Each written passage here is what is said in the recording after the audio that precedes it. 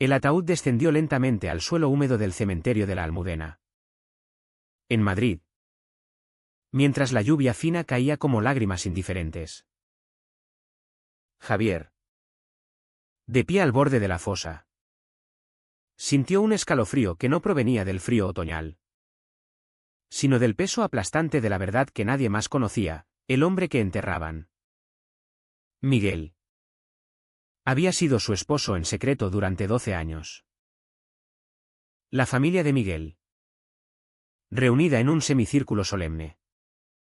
Lo miró con una mezcla de curiosidad y desprecio cuando él, disfrazado de simple florista, colocó un ramo de rosas blancas sobre la tapa del féretro. Un gesto que gritaba amor prohibido en silencio. Javier retrocedió, su corazón latiendo con fuerza mientras observaba a la viuda oficial. Elena, sollozando dramáticamente en los brazos de su hermano.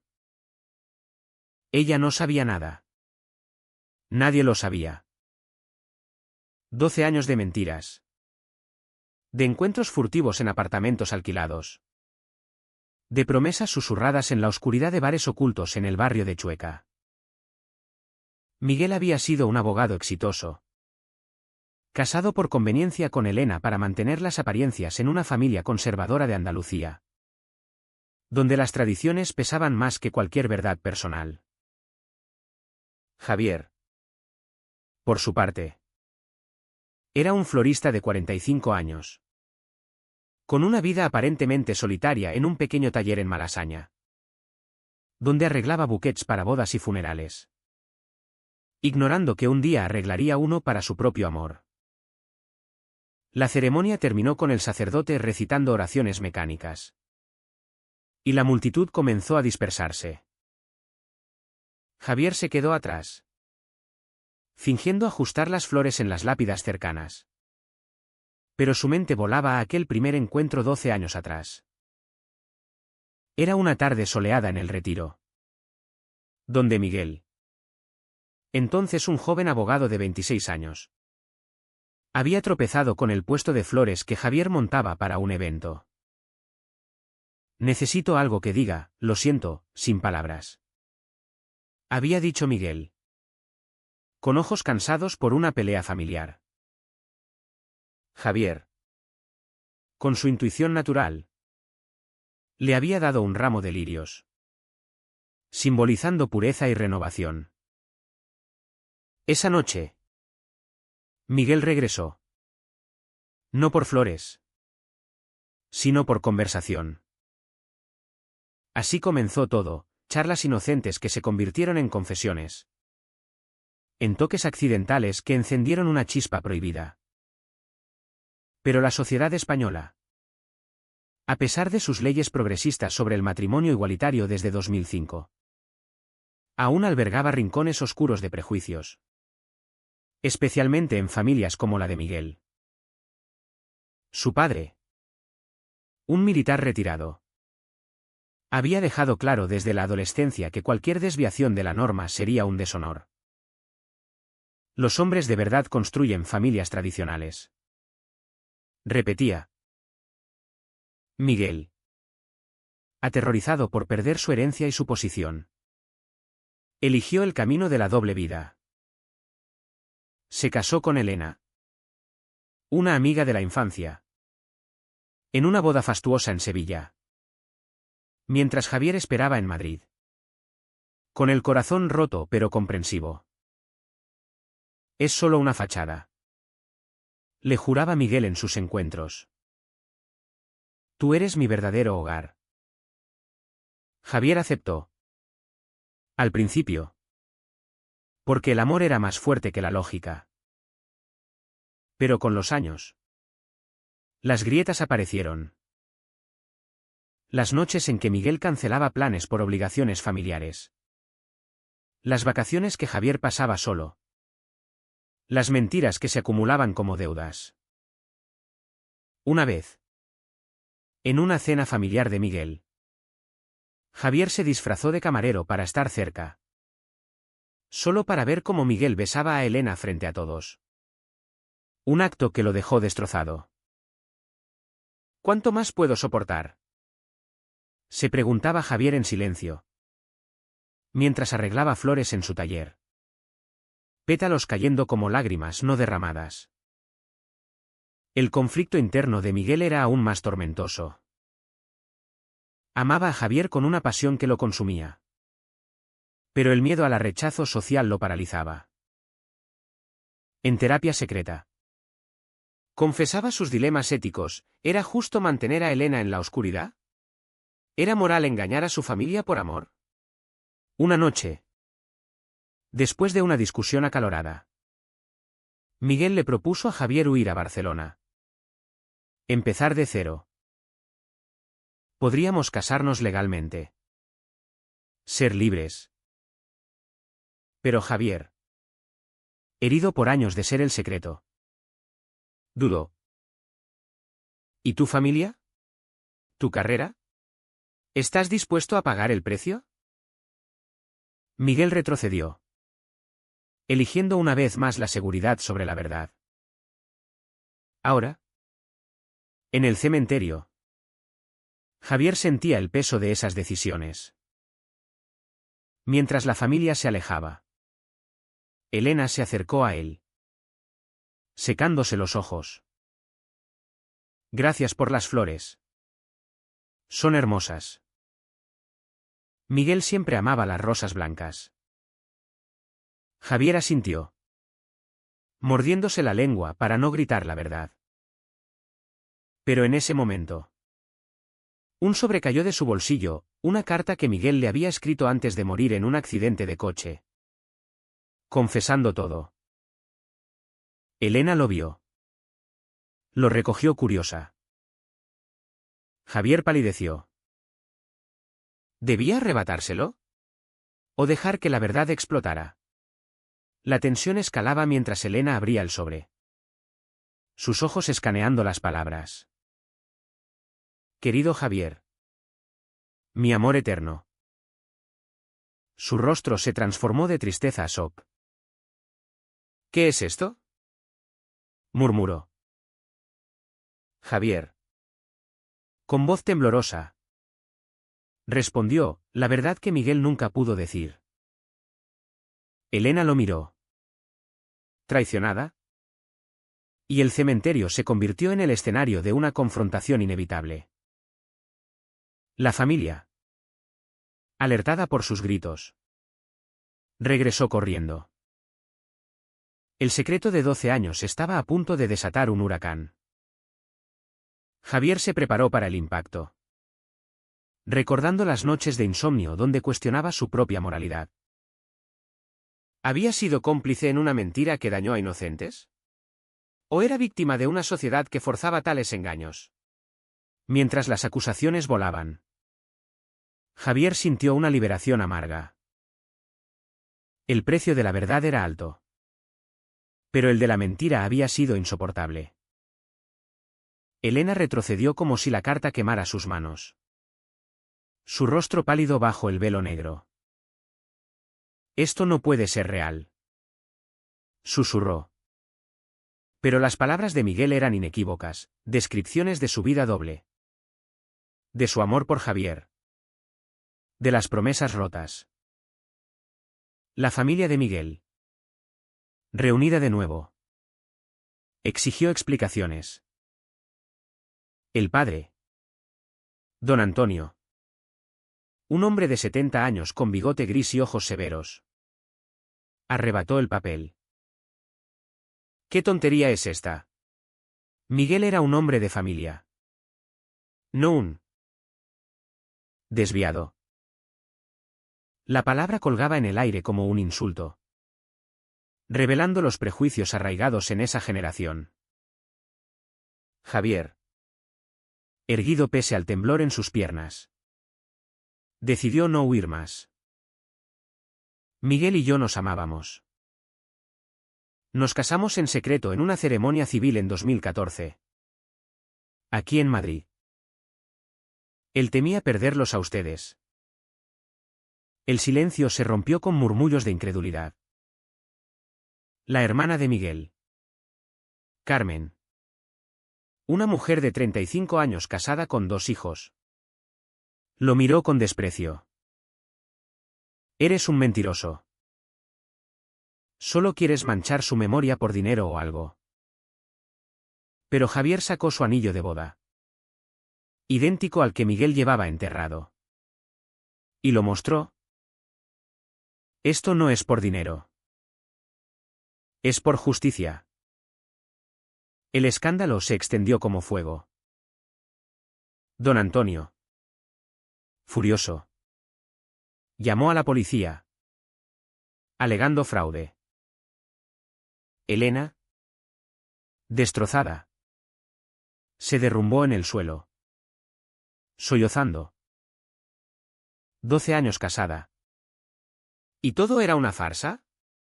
¿Cómo pude no verlo? Javier sintió una punzada de culpa. Elena no merecía esto, era una víctima colateral de las decisiones de Miguel. En flashbacks, Javier recordó cómo Miguel justificaba su matrimonio. Elena sabe que no hay pasión. Pero es cómoda para ambos. Ella tiene su carrera como profesora. Yo tengo mi fachada. Pero ahora, la comodidad se había convertido en traición. Mientras esperaban a las autoridades, Javier fue acorralado por la familia. Preguntas volaban. ¿Cómo empezó? ¿Por qué no lo dejó? Javier respondió con honestidad brutal. Empezó con inocencia. Pero creció en secreto porque la sociedad, incluso en España, presiona a hombres como nosotros a escondernos. Miguel temía el rechazo. La pérdida de clientes en su bufete. El juicio de ustedes. Don Antonio escupió. En mi época, esto no existía. Es una elección perversa. Javier replicó, no es elección. Es quien era. Y ustedes lo forzaron a mentir. La policía llegó. Pero no arrestó a nadie, solo tomaron declaraciones. El verdadero juicio era social.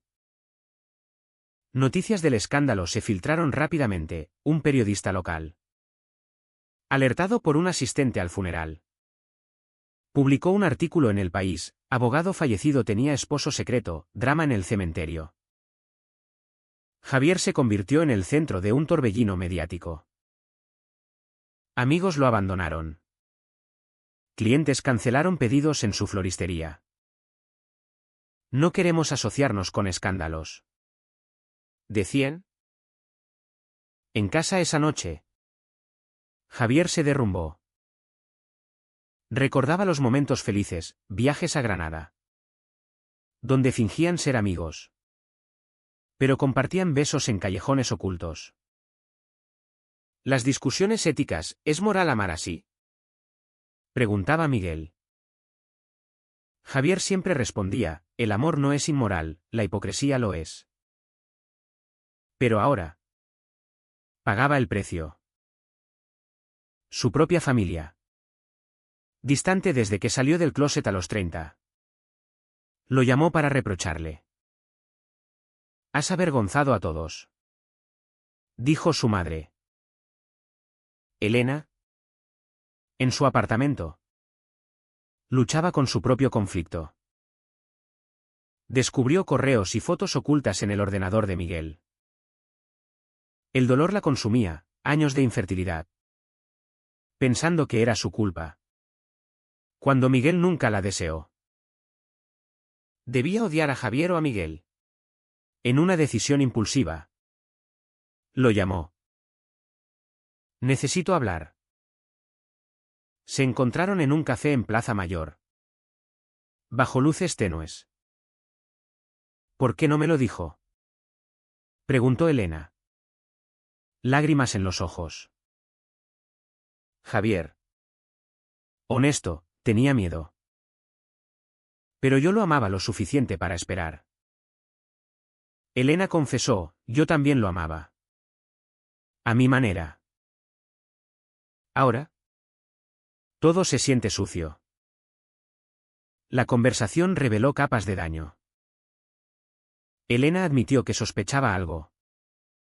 Pero lo ignoró por miedo al divorcio y al estigma social.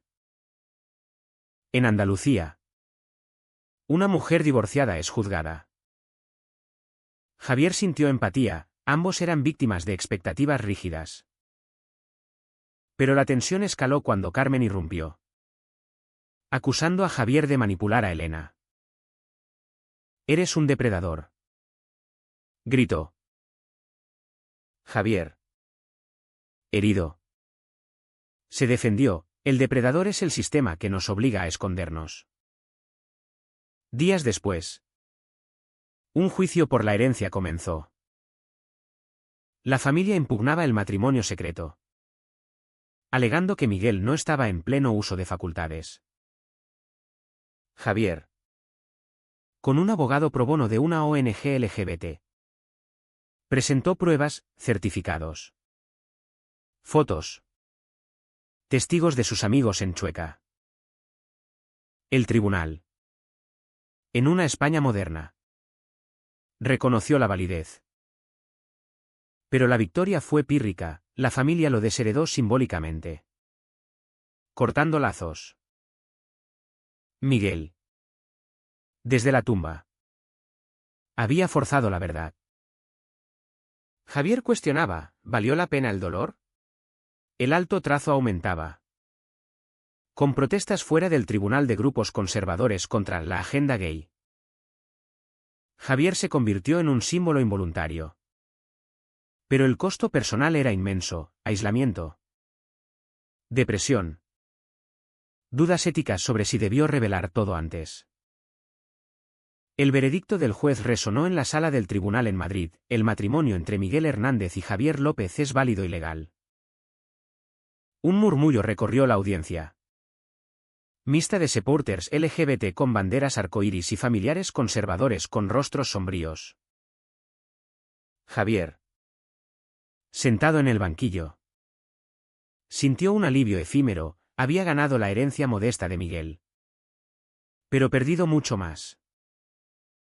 Don Antonio se levantó furioso: «Esto es una afrenta a Dios y a la familia». Salió dando un portazo, seguido por Carmen, quien lanzó una mirada venenosa a Javier. «¿Fuera?». Los medios lo asediaron. «Señor López, ¿se siente reivindicado?». Javier, exhausto, respondió: «Solo quería honrar el amor de Miguel. Pero el precio ha sido alto para todos».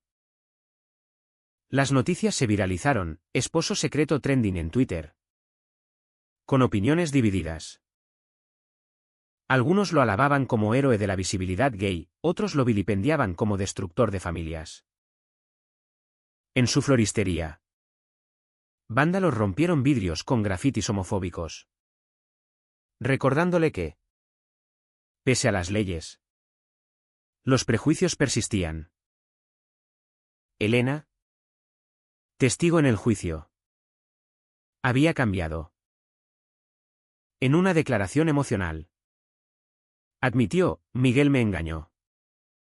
Pero Javier no es el villano. La sociedad nos falló a todos». Esta confesión la liberó: dejó su trabajo en Sevilla y se mudó a Barcelona, buscando terapia para procesar la traición. Pero para Javier, el conflicto interno rugía. Noches de insomnio donde revivía decisiones: ¿debió presionar a Miguel para salir del closet? ¿Era egoísta por aceptar la doble vida? Un amigo le dijo: «El amor no justifica el daño colateral». Javier dudaba, sintiendo culpa por el dolor de Elena. Flashbacks profundizaban el drama. 5 años atrás, Miguel había sufrido un colapso nervioso por la presión. «No puedo más con las mentiras», confesó en brazos de Javier. Propusieron contarlo todo, pero una llamada de don Antonio anunciando un infarto los detuvo. «¿Si se entera, lo mato?», dijo Miguel. Eligieron silencio. Pero el costo fue alto, Miguel cayó en depresión. Javier en resentimiento. Una pelea culminó en separación temporal, Miguel volvió a Elena. Fingiendo normalidad. Mientras Javier coqueteaba con otros en bares. Traicionando su propio corazón por venganza. La reconciliación fue amarga. Miguel regresó suplicando, «Eres mi todo». Javier cedió. Pero la confianza se resquebrajó. Ahora. Post-mortem. Javier enfrentaba las consecuencias. Carmen. En una emboscada. Lo confrontó en su taller. Destruiste nuestra familia. Miguel habría sido feliz sin ti. Javier replicó, fue feliz conmigo. Pero infeliz por esconderse. Culpa a los prejuicios. No a mí. Carmen. Llorando. Reveló su propio secreto, había tenido una aventura. Pero lo ocultó por miedo. Todos mentimos. Admitió. Esta confesión creó una grieta, quizás la empatía surgiría. Pero la tensión escaló con una demanda civil de la familia por daños morales. En el nuevo juicio. Testigos desfilaron, amigos de Miguel confirmando el amor. Pero también colegas alegando que el secreto afectó su trabajo. Javier. En el estrado. Expuso su alma, vivimos en sombras porque la sociedad nos obliga.